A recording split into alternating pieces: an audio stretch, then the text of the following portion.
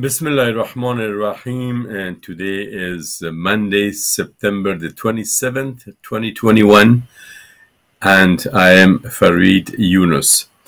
Thank you for joining me in the next half an hour in a series of television talk show from Omid 24 from Canada, and I'm here in California. We talked about women creation, women at work, and women in the family. And we proved, based on the hadith of the Prophet and the Quran itself, that men and women are equal from a civil point of view. And also, last issue, we talked about this reb, that there is a fake or fabricated hadith in our religious text that women were created from the left rib of a man. And that's also, we proved that that's wrong, and the translation was wrong. So today we are talking about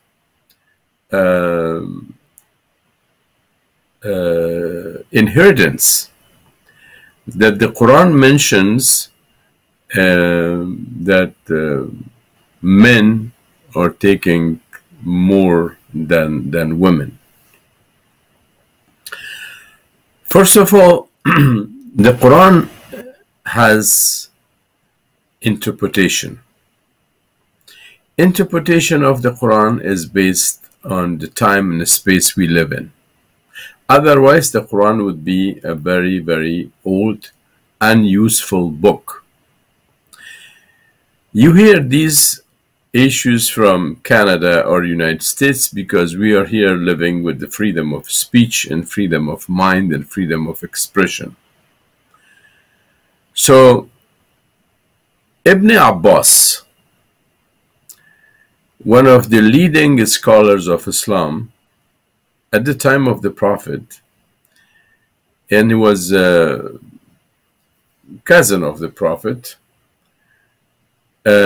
he said that Al-Quran yufassiru al-zaman. Al-Quran yufassiru al-zaman. And I have said this like more than 100 times in my career.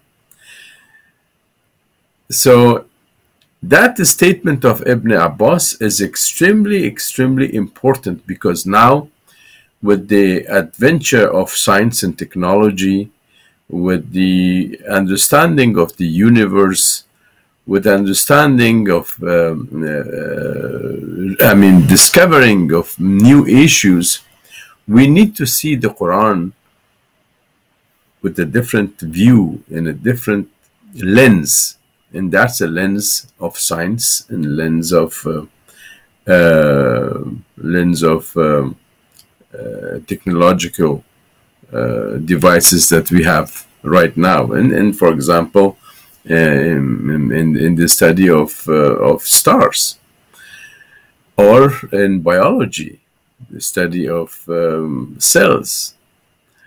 So, and the more we study these issues, the more we understand the Quran, because Quran is a book of knowledge, guidance, and wisdom.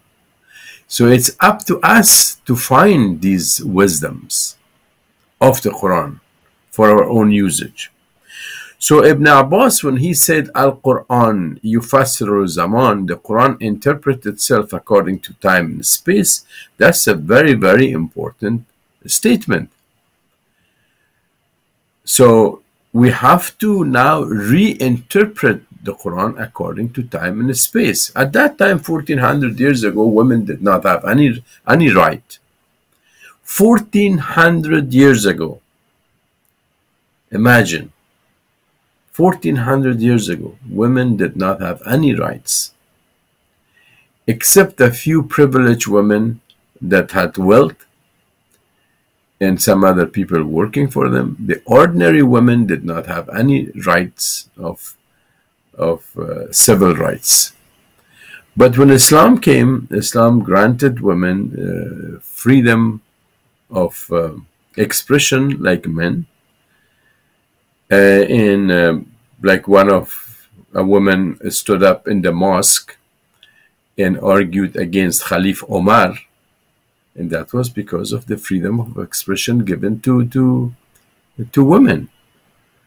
She just argued about the issue of mahar or dowry, and she argued that the Quran already gave us all these maxims or ayahs or guidance, and why you are changing it. And Hazrat Omar said that she is right and I'm wrong. Can you believe this? He said that she is right and I'm wrong. And Islam came and gave women the right of education, the right of choosing her husband, just like men, and also the right of inheritance.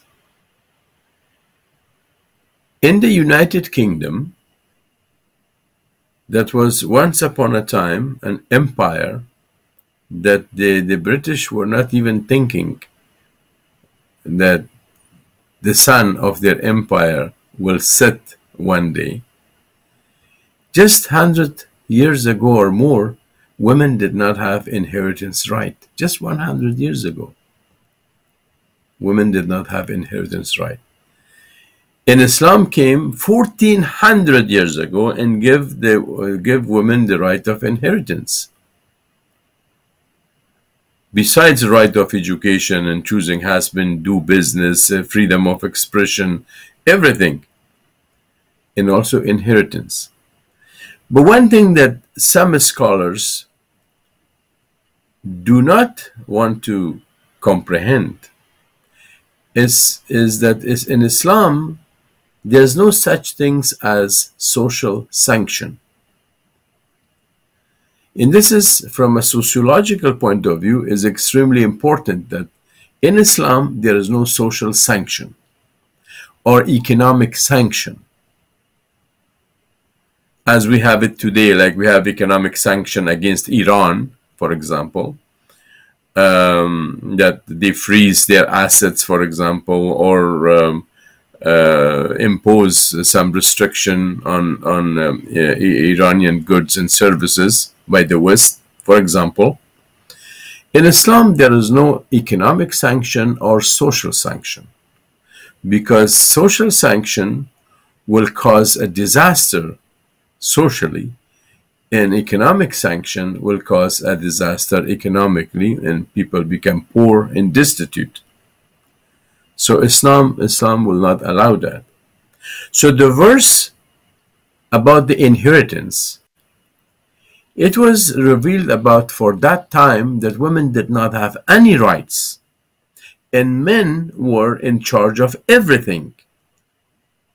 So if Islam were making, at that time when the Quran was revealed, if it came that men and women would have had the same inheritance, it would have been a social sanction, an economic sanction against the whole society. And society could collapse sometimes if there is economic sanction or social sanction. We have experience in Afghanistan that the communists took over, and they painted red almost everything, because red was the color of proletariat in the communism, and they painted everything red. That caused a social sanction. People rise, and people stood against it. So Quran in Islam, in Muhammad, peace be upon him, they did not want to create a social sanction to doom and nosedive the social system. But Ibn Abbas, he came and he said that the Quran interprets according to time and space. So this not knowing the social sanction sociologically in the study of Islam, it's a big issue. And the second thing, that many scholars totally ignored the fact that the Quran does interpret according to time and space. And especially when Wahhabis in Saudi Arabia came to power, they totally rejected the idea of interpretation of the Quran or reinterpretation of the Quran. And that is why, for example, in the Quran we have the issue of slavery, like we do have it in the Bible or in Torah or Gospel, but we have it in the Quran. But today, it's not the time for slavery. Slavery is gone, it's finished. We can't take people slaves. But the word of slavery did mention in the Quran. And because the Wahhabis of Saudi Arabia did not believe in reinterpretation of the Quran, in reviewing the Quran according to time and space, until 1962, slavery was common in Saudi Arabia, because all those religious scholars, they did not want to change the issue, because slavery was in the Quran, and they were thinking that slavery is mentioned in the Quran, just like the Taliban do right now. They announce that they are going to cut hands if somebody is steal, but they did not mention that cutting of the hand is because the Quran mentioned cutting of the hand. That cutting of the hand has a lot of conditions, and one of the conditions is poverty. That if somebody steal out of poverty, his hand will not be cut. The hand of the government will be cut, because they are the one that they did not have the right distribution of wealth and accommodate the citizen. As you know, one of the Sahaba came to, he was the Amru ibn al-As, if I'm not mistaken. He came to Hazrat Umar radiallahu anh, and they were discussing. He was the ruler of the ruler of Egypt at the time of Umar, the second Caliph. So the second Caliph asked him, if somebody steals in your territory, what do you do? And he said very clearly that, well, I will cut his hand according to the Quran. And you know what Omar said? Omar said, if he comes to me and complain about poverty and being hungry, not having food, he said to the ruler, I will cut your hand, because it's you, the system, the government that caused poverty. So this story of Omar radiallahu anh is a clear example of reinterpretation of the Quran. But many people who are under the influence of Wahhabi system, they do not believe in interpretation of the Quran. So the other issue that you need to know is that the Quran interpret either by verse or by a hadith that correspond to that verse, or by hadith. So there is a hadith, very simple hadith, that the Prophet of Islam says that even kissing your children, you should not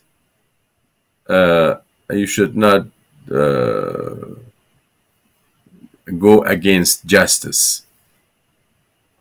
Even kissing your children, you should perform justice. That if you kiss one child, you have to kiss the other child.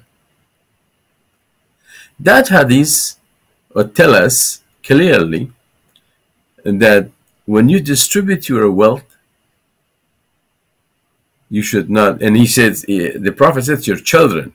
He did not say your daughters, you kiss your daughters or you kiss your sons. If you have children, even kissing them, you should kissing them equally. You should kiss them equally. So that hadith will bring the issue of inheritance. I collected some hadiths, as you know, maxims of the Prophet. You know, maxims of the Prophet. You can get it on Amazon. And I quoted a beautiful hadith from the Prophet of Islam. He said that, be just to your children when it comes to distribution and rights. Be just to your children when it comes to distribution and rights. And if I would prefer someone for distribution, listen to this very carefully. And if I would prefer someone for distribution and rights, I would prefer women to have more rights. I would prefer women to have more rights. This hadith, I quoted in my collection of hadiths, is also for the inheritance, because it uses the word of children, not just men, male or female. It uses the word of distribution in rights. And I read this hadith again for you. But be just to your children when it comes to distribution and rights. And if I would prefer someone for distribution and rights, I would prefer women to have more rights. I published this this book just April of I think it was April of 2021. This is my book for 2021. Let me tell you when this was published. Yeah, 2021. And this was in April of 2021 I published this book. So again, as I said, nowhere in Islamic studies we find that there is a discrimination against women. Also, when it comes to inheritance, parents have the right to write their will. And when they have the right to write their will, they have the choice to determine who gets what before they die. So that's another issue that we come to conclusion that parents get a pen and write all his or their will for their children, so when they die will be no taraka or no distribution, and everybody get his portion, regardless of being a male or being a female. So, on a traditional basis of Islamic studies, which is a weak analysis of inheritance, they say, well, girls get more wealth than men do because they also marry. What if a girl is not marrying? There are many girls right now in the United States that they are singles. They don't want to marry. And that's their right, because nikah or wedlock, marriage in Islam, is a sunnah. It's not fard. It's not mandatory.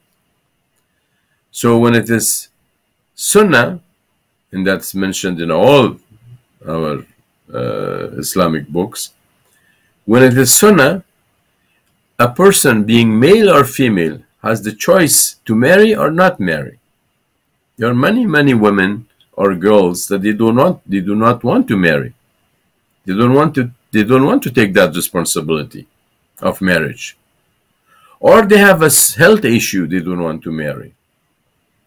Or they prefer their career and work and they don't want to marry. Men or women. So marriage in Islam is a sunnah of the Prophet. It's not mandatory. It's not fard, like prayers. So if this is the case, that analysis that girls are marrying and get more from their parents, inheritance from their parents, and also they get from their husband, and also they don't want to pay nafaqa, and because they are living with their husband and the husband pays nafaqa.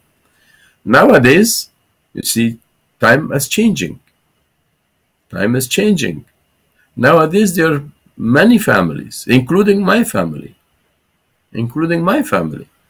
myself, my wife. If she doesn't work, we can't meet the demand of contemporary lifestyle only with my salary. So, and women are allowed to work according to Surah Al Imran,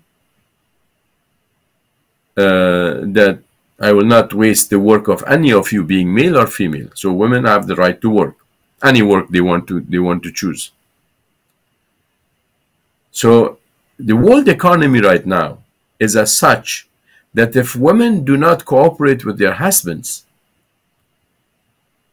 unless they are making a lot of money, that's something else.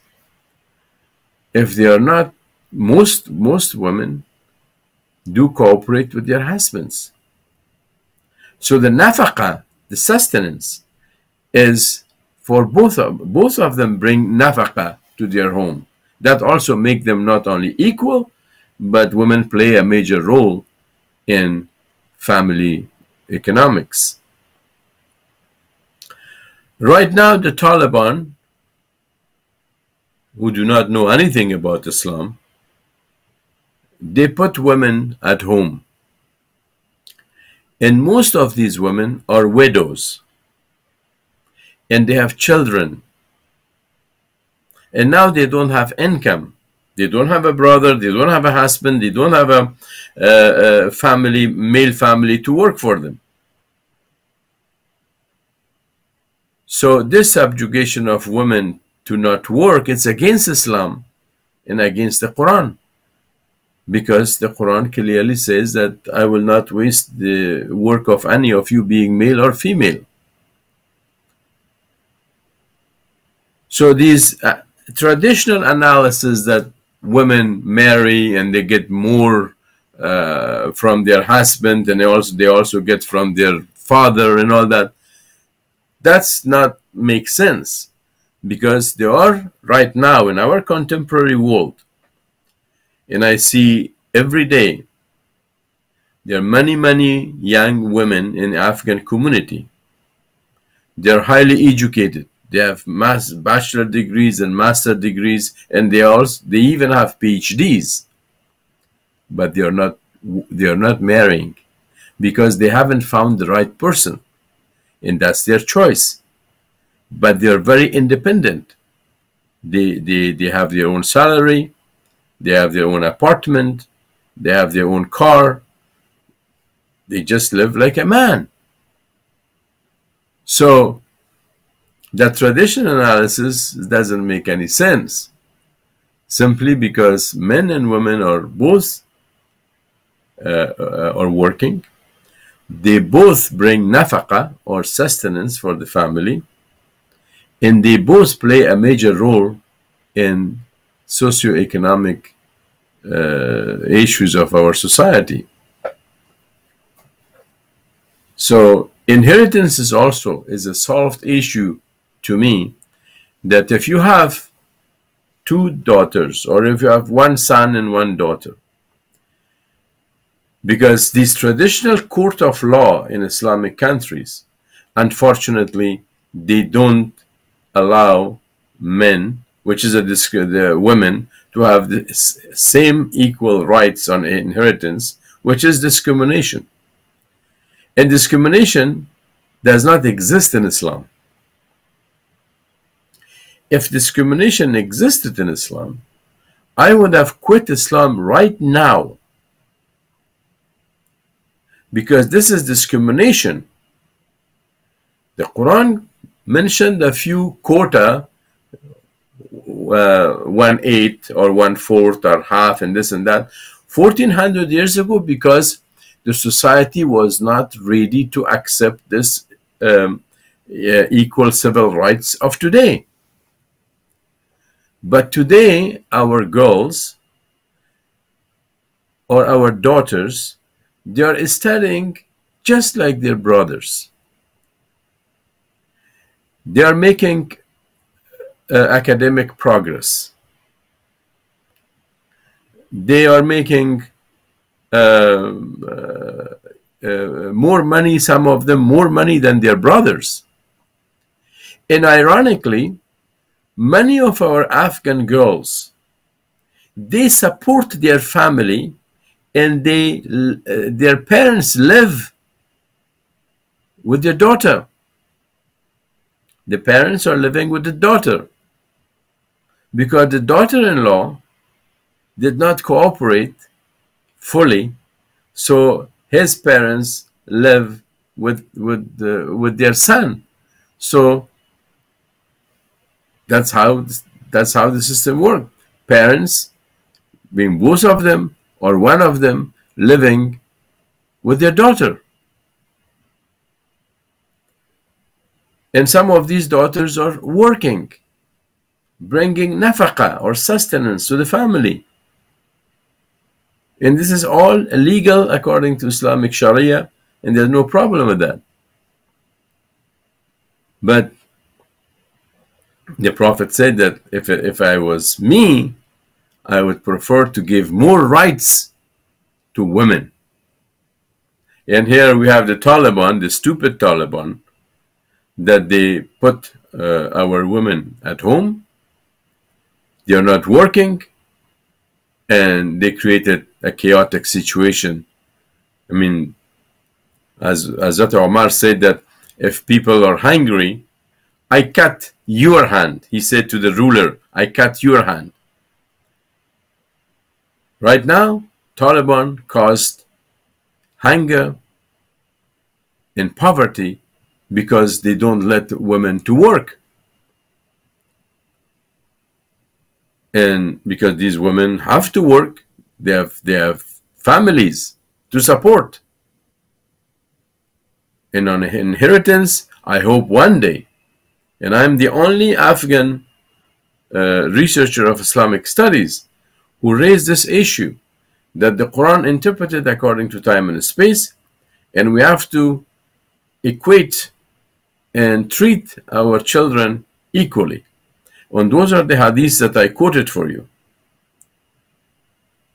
And I hope all parents treat their children equally if they have 2 children or more, and distribute their wealth, if they have wealth, before they die, so they shouldn't cause any animosity or problems among their children over inheritance. That's another issue.